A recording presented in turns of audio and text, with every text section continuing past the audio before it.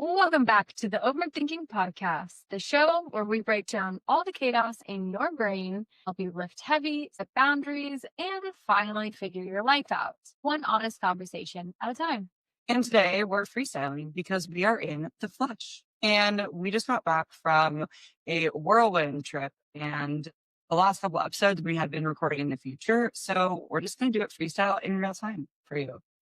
And let's just get into it. I mean, we went to Costa Rica, and originally, as you guys know, we didn't even plan this trip together. We both independently wanted to go to Costa Rica, and we're like, oh, wait, for your birthday? Perfect. So we actually used a lot of the tips that we shared with you guys for the holiday prep for our trip too.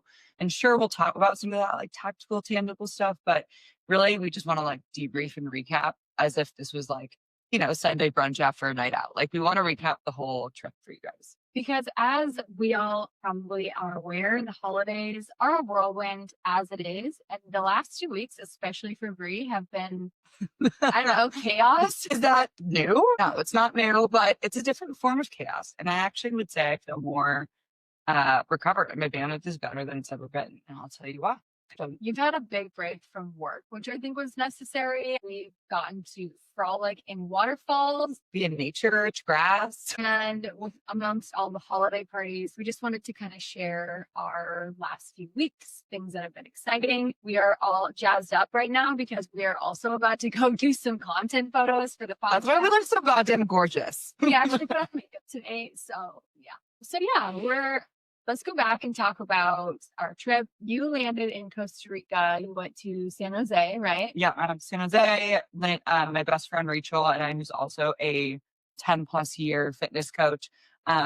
We landed in San Jose, did a little bit like the city vibe. We went out to like a cool dinner, like speakeasy. Actually, people said Costa Rica didn't have like great food or it wasn't anything to write home about, but it was like essentially an elevated version of how we all eat. It was like protein, fat, carb, color, tons of fiber. We had like immediately in the beginning felt like the food was amazing. And then we drove 4 hours, met up with you guys in La Fortuna, but you guys had landed in a different airport.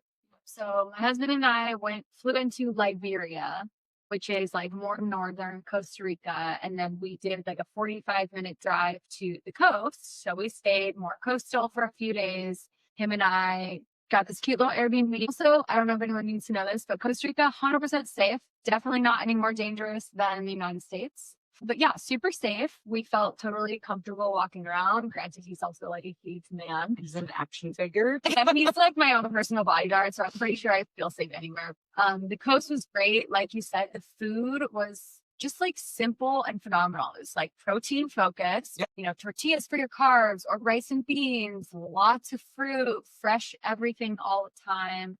I had done some Reddit reading and all of the Reddit threads were like, don't go there if you're a foodie. Like, it's kind of overrated. Don't expect good experiences. It's not fine dining. Let's say with that, it's not fine dining like Chicago or New York. Yeah, it's not like a Michelin star experience, but you're going to get exactly what you want, which is well-seasoned food, protein specifically. And that's what I want. I want to come back feeling for my trip refreshed. Kind of like I never left. Like, yeah, we didn't work out. I definitely felt a little more bloated, felt like really pudgy, I guess. Yeah. Because you're, like we said in previous episodes, you lose the glycogen if you're not using your muscles like you do when you're training. So yeah, you felt a little like flat. But yeah, nothing like one little workout didn't fix right back. Yeah. And let's go back to the action figure part, because that was like one of the biggest highlights of my entire trip. The best part of my trip, and I'm curious to hear what you think, was when we did our big excursion day and we both kind of like flip-flopped. Like you guys started on the coast and did your beach thing. We started in the city and then we ended in the beach. You did kind of, yeah. So in the middle, it was so fun because Kelsey was like, on my birthday, I want to like do something outside, something a little fun and just like different. And she's like, after that, I don't care. And so Seth and I were like, what are we going to do?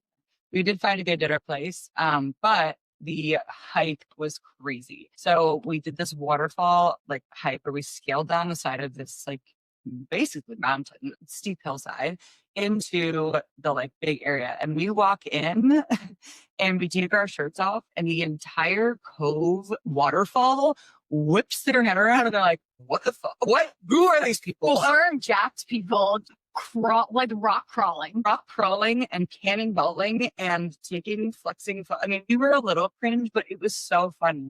Obviously, we were really nice. We were like helping people over the rocks and being like part of the community. It was so fun just to play like kids and like cannonball into the waterfall and like slip and be dirty and grab rocks and touch Yeah. real nature. And I really think that that did have a big impact on like our mood that day.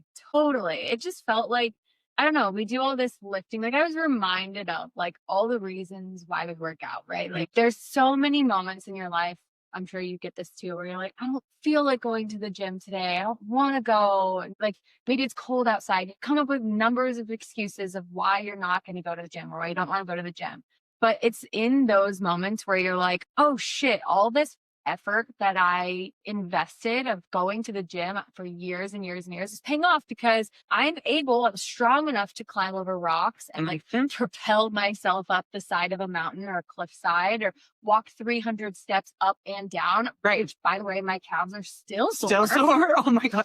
And it was just about like all the balance and core control and like stability, like having to walk really like gingerly over like slippery rocks. Like it took so much coordination and balance and really athleticism. And it felt exciting that, you know, as for fitness forward people could be like, they should probably ask us if we can back squat our body weight, or like if we can lunge before we do this thing. But we just got to play around like kids. And I think that just that one day honestly had the biggest impact on the entire trip. Like if I had stacked together even just 2 half days like that, it just was a reminder that even in the cold of Chicago and the shittiness of not ever being able to be outside and all this stuff, it only really does take a couple hours or like a half of a day to be like, okay, I'm just going to play and not think about anything else. Obviously, we were at an advantage being in nature, but I think it reminded me that, like you said, even going into the day, I was like, do I even want to like hike and move around? Because I was feeling that like travel sluggish. And the moment you get into it, I was like, oh, this is the best day ever. Yeah. Yeah. We had the best day. It was so fun. And I also was thinking about something that happened on this waterfall hike where this woman was afraid of what? She was like afraid of climbing. Yeah, she was really nervous of slippery rocks. Yeah. She was nervous. I don't think she like knew how to swim very well or something. Yeah. And she was like, she wasn't old. She was probably like 40s or 50s. And she wasn't like, I mean, she looked decently fit, like average. She was just average. Yeah. But, you know, she was kind of holding up us, and which is fine. And Brie ended up like helping her across the water. And at the end, she was like so thankful. She's like, wow, thanks so much. I was like so afraid. Yeah. The water scared me. The rock scared me. This was not what I expected. And it was just like refreshing to like not only inspire someone else, but be able to help lift other people. As we know, rising tides lift all ships. Yeah. So here we are helping, I don't know, help people. Yeah. And it just felt really sweet that, you know, she seemed inspired by us and not like intimidated or like, oh my God, these like fitness people. She was like, wow, like, thank you so much, and wanted to know about us. And I think just being in that position to look at, we didn't even think twice about what we were doing today. We just knew whatever it was. We were like, we don't even know how long the hike is. Is it going to be 4 hours? We don't know. It's just going to like work. And I also think that the big part that we all felt too was that we were not sure if we were taking photos and stuff like that. And I can be really addicted to my phone. I know that I'm the first one to say it, but that day we barely were on our phones at all. There was really no expectation for the day, and there was some structure, but we weren't even part of the structure, and it was our best day. And so just to remind myself that like on the days that are the best are the ones where I really allow myself to just be exactly where I am. When you're traversing slippery rocks, like you can't think about the shitty thing your boss said. You're like, it is do or die right now. And so it was a nice, different type of stress that, you know, we know stress from training is a good stressor, but this was a different type of stress that really like stretched my brain. We felt like mentally exhausted after. So just a good reminder to play. And even though we wanted to relax and chill on our vacation, I'm so grateful for the opportunity for that. Yeah.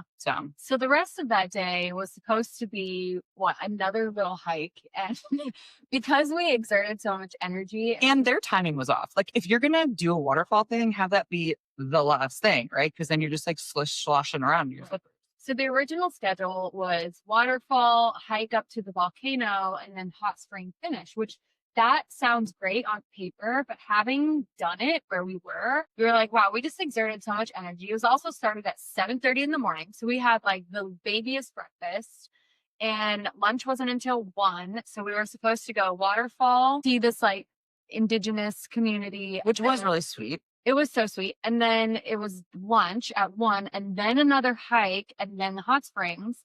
And because it was my birthday, I got to elect to whatever we wanted to do. And I was like, fuck that hike.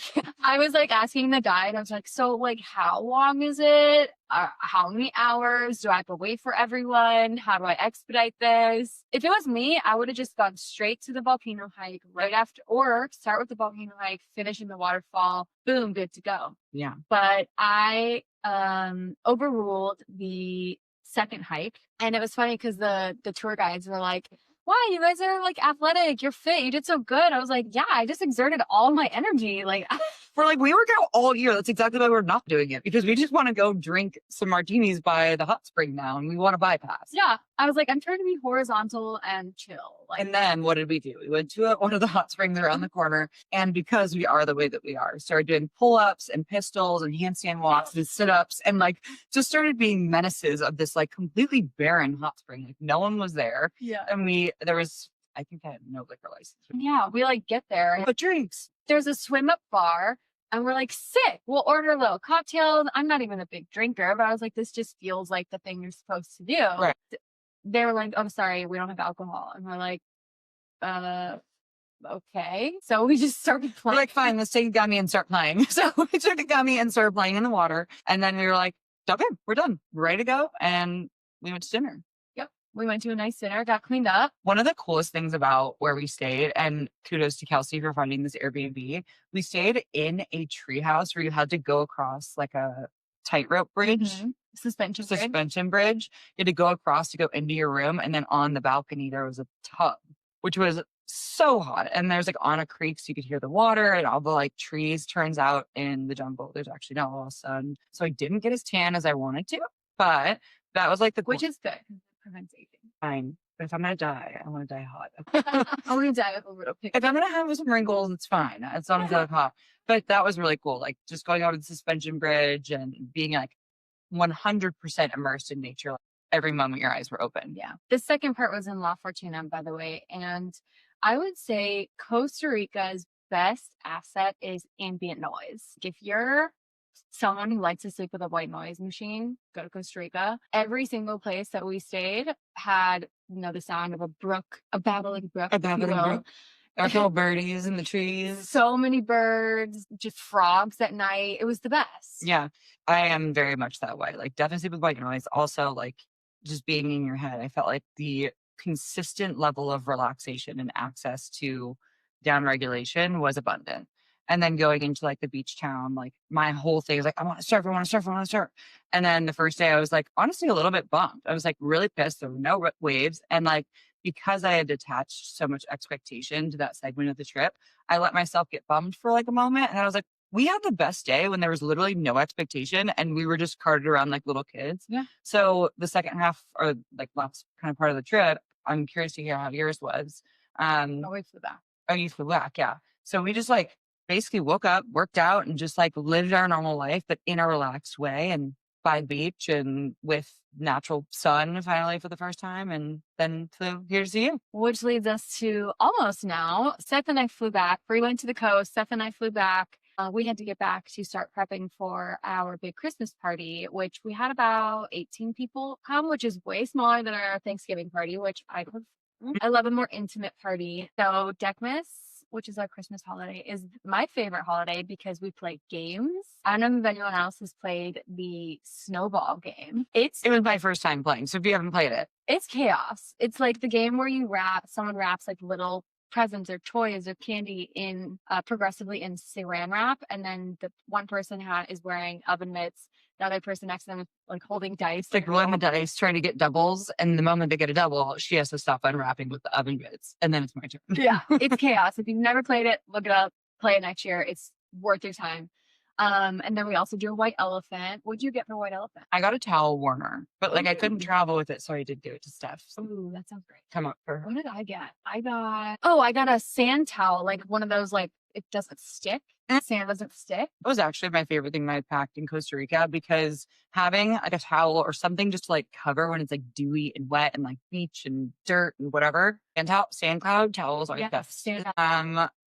Yeah, and here we are. Deckmas was so fun. It was my first time going to Deckmas. Actually, when Kelsey and I first became friends, it was right after Feastival, and I was so bummed. And so this was my first Deckmas, and we just had a great time. It's like Kelsey and Seth just welcome in so many great people. And for me, the holidays, most years, I've had some element of like stress, whether within or outside of my control. And this year, I felt like I was really fully in control and like made a priority to see all the people that I like really needed to see and like spend time with. Of course, there's never enough time, to see everybody, but I got to surprise my sister. So after Deckmas the next morning, I took the Amtrak, or I spent time with Jessica, who was my first roommate in San Diego. So when I had a big fat breakup, my big Saturn's return, I found Jessica on Facebook Marketplace.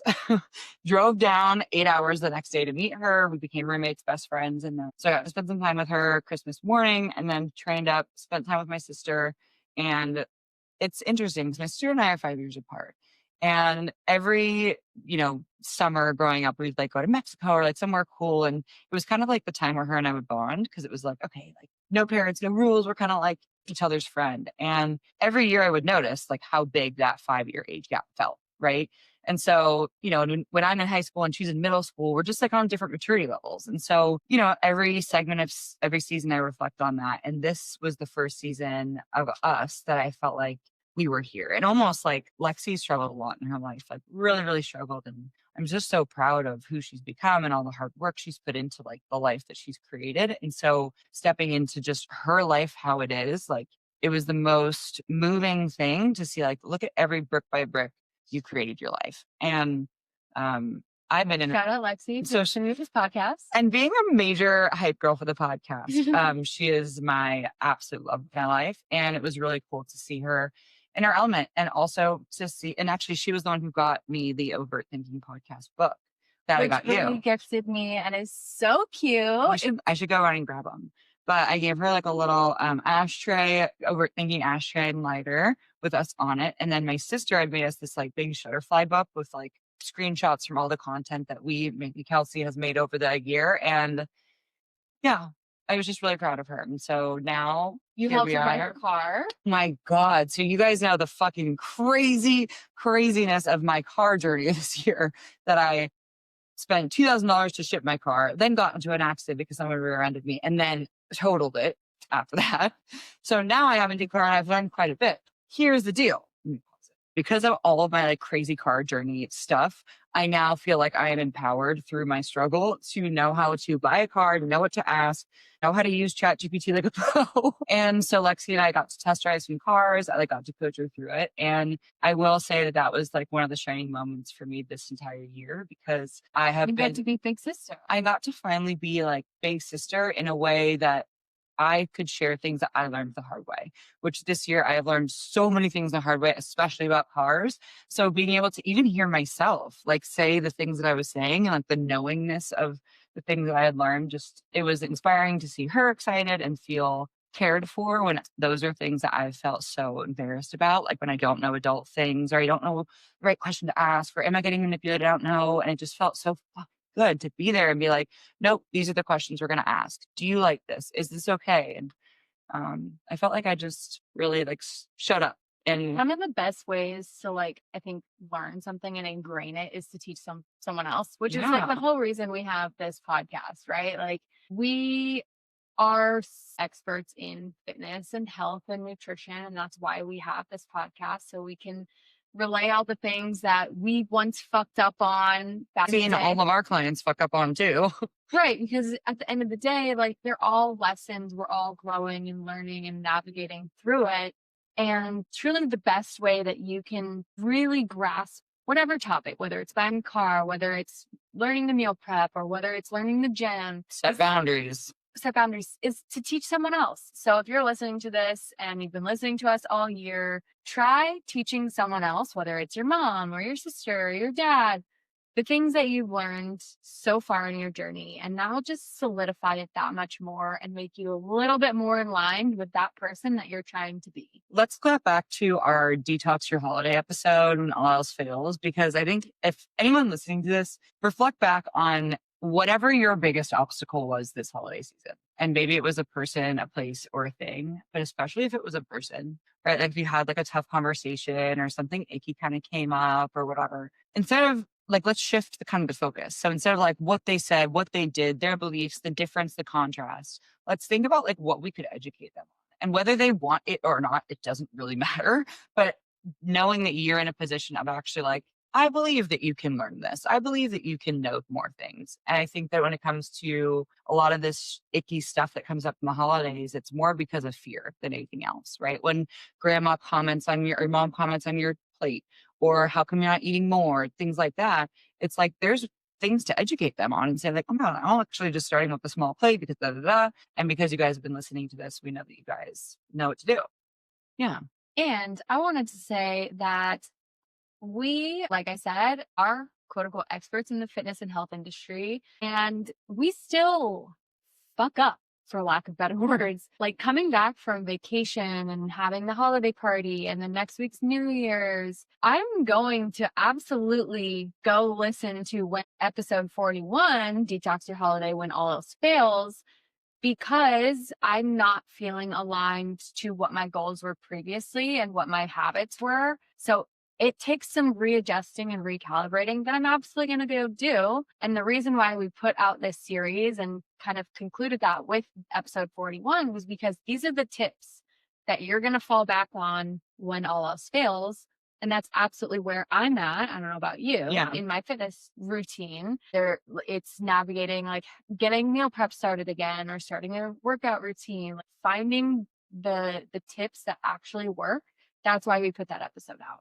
Yeah. And I would say I'm like in my like plan C era right now. Okay. I'm not meal prepping. I'm not majority of my food is not. When we had a vegetable. I actually went to Erewhon yesterday and spent $50 on a meal, which was crazy. I don't know how people in LA just like even consider hacking it, but I'm not in that tax. No, but I would say that the biggest thing that we talked about in that last episode, if you want like the cliff notes, is protein, steps, and water. And those were my big three this whole holiday season. And especially knowing I was traveling a lot and I get out of town shutdown. And so my food decisions were not incredible. Costa Rica was really helpful for us. I feel like we nailed our protein and nailed our fiber, steps, and then water. And then now that I'm here in San Diego and then to LA and all the moving parts, I definitely can notice when those things aren't top of mind or they're not quick to access in your brain, it's so easy for them to fall to the side. Like the last couple of days, I've been focusing on my steps and I'm like, oh my God, I'm at 5,000 steps. And that's okay. It's so easy for me to be like, oh, breathe it. Now you got to like pull back on your food. And you don't get to have a sweet treat with Kelsey later. And it's so easy to be mad at ourselves, but she would never tell me to do those things. Leading into this year, I am not like, I'm going to start January 1st. No, I'm going to have a fucking fun New Year's Eve. I'm going to go crazy. I'm going to have probably a hangover on New Year's 1st or on January 1st. So instead, I'm excited to focus on the other things that help crowd out what that one event will do. And then also help that build momentum. I'm not expecting myself to be perfect on January 1st, 5th, 10th, or even 15th, but I'm expecting myself to have intentionality around those three things. Yep. Because one, I know I can do them. And two, because there's not much more that really needs to get done for you to experience a maintenance. And if you were working really hard all year, like you probably were, it's okay for you to still be in maintenance mode right now. You can still be in cruise control right now and pick it back up whenever, but keep the main thing the main thing. Don't self-sabotage, right? Stay in that middle zone. Don't let yourself do these big dips and swings because that's where I really feel like the mental chaos comes in. And also let go of the all or nothing thinking. Like this is not a binary journey. We are here to live life, explore, adventure, stay on track, be disciplined, but also have free will and be an adult and explore and like do things that you love. You say it all the time. The more regimented you are, the more freedom you create for yourself. Exactly. And before we go, I wanted to shout out our lovely listener, Sarah, who left us a comment on this exact episode, the When All Else Fails. She says, sometimes I think you girls are in my head. Needed this episode. Getting back into it has been feeling so stressful and making time for workouts that I need to do versus going to yoga and keeping up with that. Thanks for the words of wisdom and helping me feel ready for my new approach to getting back. Wait, that's so cute. so Yay, cute. Sarah. Honestly, it is that is why we do this. Yes. I want Sarah to have the best year ever. And Sarah, you will. She So certainly will. we appreciate you. Thank you for tuning into this random freestyle of an episode. And we are going to strategize the entire year together. So we're going to start talking about topics now that we want to see in the rest of the year. So as you guys are reflecting on 2025 and seeing where you fucked up and fell out, and then where you could do better next year, let us know. We want to help you if you're confused about GLP-1s. That's something that I want to talk about so desperately. Yeah, so if GLP-1s are something that's just all over your newsfeed and you don't know what to do.